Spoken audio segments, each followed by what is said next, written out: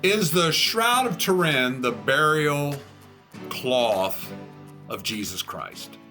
Hi, I'm Ken Yates from Grace Evangelical Society, and I'd just like to spend a few minutes discussing that question with you.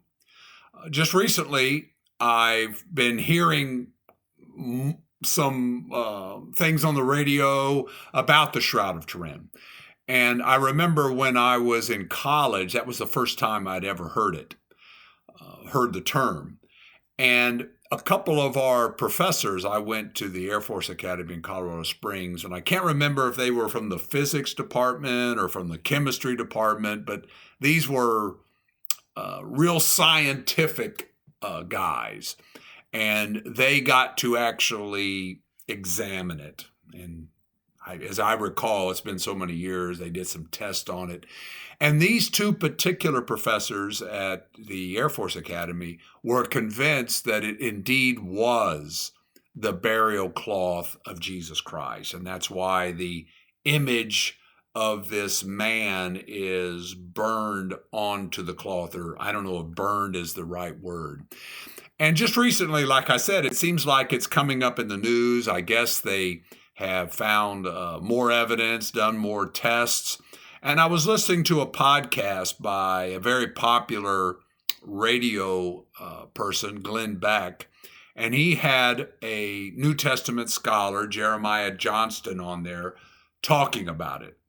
And it's a long podcast, but here's about 4 minutes of it that you can listen to, and you'll get a flavor of what they say about it. So here's the clip. Let's show the clip. You read it for the very first time, it speaks to you. Mm-hmm. In John chapter 20, John outruns Peter to the tomb of Jesus, which we'll discuss in a minute.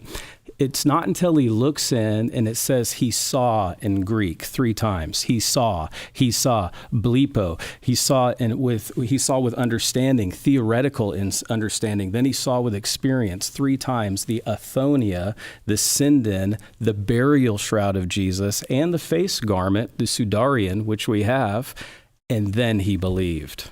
So right there is where the shroud mystery begins. And they would not have just shuffled these burial garments, because it's not like it's shoved. The body, as we'll talk about, emanates through the cloth in the resurrection moment, which we'll talk about. And then Thomas, Eusebius tells us that the disciple Thomas, who Eusebius is a respected church historian, okay? I'm not doing Christian history right now. I'm not losing my mind. I'm not privileging this with some kind of Christian bias.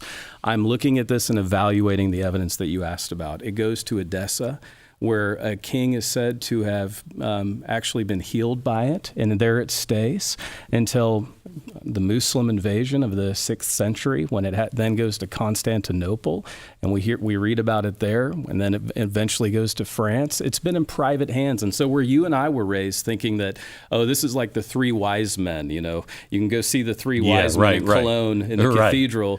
This is not a Catholic relic. It did not come into be. And to say it accurately, the Pope is custodial of the Turin Shroud. It was given to him personally, but not until the 1980s, 1985 to be exact. Wow. So I was conditioned both from my background and from my education to think, oh, there's nothing scientific about that. In this corner, by where you see his feet on the backside, yes, there is a large section taken out. What is that? Very good eye, Glenn. And so because the Shroud of Turin was held in private family hands, noble hands, the hands of a knight, it would be brought out at special occasions. Like if you were having Glenn and Tanya over for dinner, you brought the Shroud of Turin out. You wanted to impress your guests. Right. Or if your child was getting baptized, you would bring out the shroud, be like, I can one-up you. And we know, again, from the historical record that pieces of the shroud were given away to dignitaries as gifts, or even as marriage dowries. You would give them a piece of Jesus' burial cloth. Isn't that fascinating? And you can see that right here in our museum replica. Okay, so before we get to first talk to me about the coins, the face of Christ, and absolutely. the icon. Yes. And so when you look at the artwork, the skeptics will say that this is a medieval forgery based on the carbon-14 dating. Again, we can't trust this. This is the product of a forger. Never mind, it cannot be duplicated. One man has offered over £1 million British pounds to anyone who can duplicate what's in the Shroud of Turin. And we see these evidential breadcrumbs where we know that in the coins, numismatics, we see the exact same image of the face of Jesus in coins that corresponds with the face of Jesus on the Shroud of Turin. And then if you go to Sinai and you begin to see the icons and art, you see that all of the earliest art of Jesus that we have, he's bearded. I want to correct people who think that Jesus didn't have a beard. No, he would have taken the Nazirite vow, and his beard probably would have grown 21 inches during his 3.5-year ministry that we know from the Synoptics and John's Gospel. So he was a bearded man. He was a physically fit man. I'm a historical Jesus scholar, so I've given my life to study the historical Jesus. Jesus probably walked somewhere around 15 to 20,000 miles in his lifetime. If you add up all of his trips to Jerusalem, this is a strong man. This is a man's man. And we see all of that reflected in the iconography and the earliest Christian art. We see that in the icon at Sinai. What is the most famous icon painting of his face that's like split in half, right? Yes, this is fascinating because I actually have a dear friend, Doug Powell, who's taken that icon and the image of the shroud, and he's put it in Midjourney AI to produce what I think is the best, closest image of the face of Jesus. And it is a Semitic man. It is a man from the land of Israel. It's not the effeminate Jesus of medieval Christian art. So even in this clip, you can see some of the things that he's talking about. He mentions the coins that are on the shroud, and they match the culture of the first century in Israel. Right before this, he talks about Joseph of Arimathea being a rich man, and the cloth evidently is in tune or would be the kind of cloth that a rich man would have. And you can also mention you also can see some other evidence that he mentions in this clip that it cannot be in his opinion, it cannot be a forgery because by the way, some people say the shroud is just a Catholic forgery, but this scholar here says that's not possible because it cannot be duplicated by it. And I don't know if you caught it in that clip, but he also mentions that in the history of the shroud where it was that people have been quote unquote healed by it.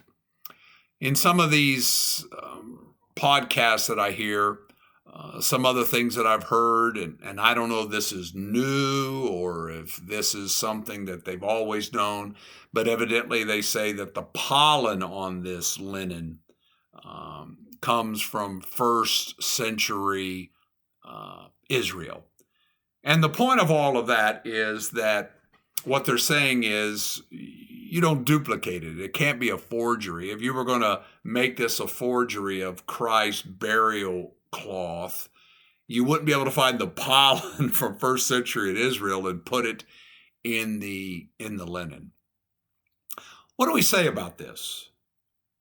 And again, you can go on and listen to that whole podcast, and there's other ones out there, like I said. There's books written on it. What do we say as evangelicals, as free grace people, about this? Is this the cloth that was wrapped around Jesus? You may remember in the video here, he even talks about he mentions the Greek word blepo. They saw the cloth. They saw the cloth. They saw the cloth there. So what do we say? There's going to be other people, of course, who say that this is not the burial cloth of Christ. And I'm assuming someone like Jeremiah Johnston would say, well, those are skeptics. Those are people who don't believe Jesus rose from the dead or something like that. Now, I'm not sure he would say that, but certainly some of these people who are arguing for the authenticity of the shroud would say that. Well, I'm going to give you my opinion.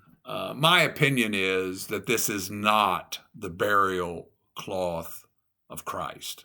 How would I answer about the pollen and the rich man linen here, or the coins that were used in the first century? Again, there's plenty of people who would deposit evidence against all those things. But to me, it seems like if this is the burial cloth of Christ, it would turn into an idol very quickly. I think it's interesting that even, for example, when we talk about the tomb of Christ, we don't know where it is. And why is that? Because mankind has a tendency when they have objects associated with the gods that they worship to worship them, to worship the objects. And even in this clip, you can talk about how this particular shroud has been kept in different chapels and brought out for special events. And then you have the image of this man. And if that is literally the image of Christ, and we have an image of God himself. And I think there's a reason why we don't have that. I think God purposefully does not allow that. And then someone who believes that this is the burial cloth of Christ will want to touch it, will want to pray before it. And I don't think it's an accident that it's been associated with Catholicism and people that have a very, very high ecclesiastical view of the church and things like that. And if you could bring this thing out, and people are going to focus on it more than Christ. And the other thing is, we don't need the burial cloth of Christ. I know some will say, well, this helps people's faith, just like in the clip they talk about the icons, for example, the face of Christ that these icons have, and this matches it and things like that. These become objects of worship and adoration. So my advice, don't accept this as the burial cloth of Christ. We have everything we need in the scriptures. We don't need a piece of evidence that says, this makes my faith true, or this proves my faith. The word of God is sufficient. As Paul says to Timothy, in it we have everything we need.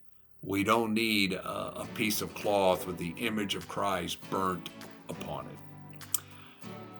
If you've liked this video, I'd ask that you press the like button and subscribe to this channel, and you'll get more videos like this. And until the next one, remember, keep grace in focus.